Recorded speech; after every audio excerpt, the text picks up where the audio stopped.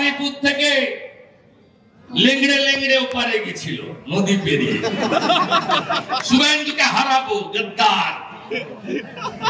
আরে পৃথিবীর সবচেয়ে বড় গদ্দারের নাম হলো মমতা ব্যানার্জি।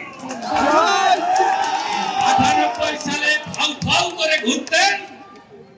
অটলজি ভারত রত্ন আমাদের সম্পদ আশ্রয় দিয়েছিল, নইলে তো রাস্তায় ঘুরছিলেন। অটলজির সঙ্গে বেইমানি, হসপিটালে শুয়েছিলেন। রাজীবজি এসে বললেন আপনাকে যুবনেত্রী করে দিলাম। রাজীবজির সঙ্গে বেইমানি করেছেন। কার সঙ্গে করেননি আপনি? আপনি গেলেন নন্দীগ্রামে, 26% মুসলিম ভোট, 65,000। তাহলে আমি তো 65,000 দিয়ে শুরু করব। শুভেন্দু তো শূন্য থেকে শুরু করবে। হারিয়ে দিলাম 1956 ভোট। বলো আলো নিভিয়ে জিতেছে। ঠিক আছে, মজা তোমাকে দেখাচ্ছি। 23-এর পঞ্চায়েত, 17টা গ্রাম পঞ্চায়েতের 11টা, 2টো ব্লক বিজেপি। 24-এর লোকসভা অভিজিৎ গাঙ্গুলি, আমি জিতেছি 2000-এ। অভিজিৎ বাবুকে লিড দিয়েছি 8,000, 4 গুণ বাড়িয়ে। আপনারাও পারবেন, পারবেন। আমি দিল্লি থেকে কলকাতা একটা কথা বলি, এই পলাশ ঢালিদের মতো 5-8টা আইপিএস গুলোকে হাতে বেড়ি লাগাতে হবে। এই মালটা কে জানেন? এই মালটা হলো অ্যাডিশনাল এসপি ছিল 2023 তেসরা ডিসেম্বর। আমি হটুগঞ্জে অ্যাটাক হয়েছিলেন না আপনারা? আমার প্যান্ডেল ভেঙে দিয়েছিল আগের দিন, মনে আছে? এর উপরে একটা বাঁদর আছে, তার নাম ধৃতিমান, পশ্চিম মেদিনীপুরে এসপি।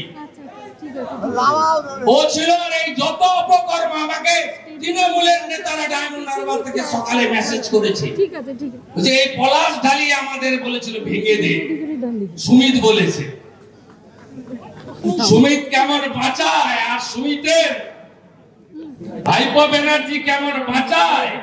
পলাশ ঢালি 2বার করলেন, 3বার করার হিসাব আমি দেব না।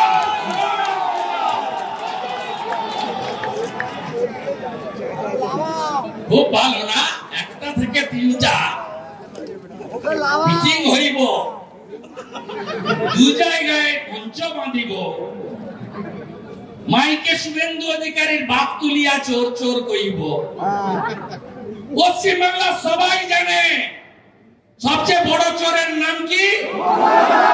সবচেয়ে বড় চোরের নাম কি? সবচেয়ে বড় চোরের নাম কি? সবচেয়ে বড় চোরের নাম কি? তৃণমূল মানে, তৃণমূল মানে, তৃণমূল মানে, তৃণমূল মানে। কয়লা ভাইপোকে, কয়লা ভাইপোকে, কয়লা ভাইপোকে, কালীঘাটের চাকুর ভাইপোকে প্যাকেট করব, জেনে রাখুন। আমি সিপিএম কে তাড়ানো লোক, কিছু করতে হবে না। আপনি কেন করবেন? সেদিন আপনাদের আমি ওখানে রুখে দিয়েছি। 200 জন ইনজোর্ড হতেন, আমাকে ইনজোর্ড করুক না। এখানে পারেনি, গাড়ির উপর দিয়ে গেছে 20টা লাঠি গাড়ি শোরুমে। অসুবিধা নেই, আমার অনেক টাকা আছে। রসিদটা গুছিয়ে রেখেছি, পলাশ ঢালির কাছ থেকে আদায় করবো।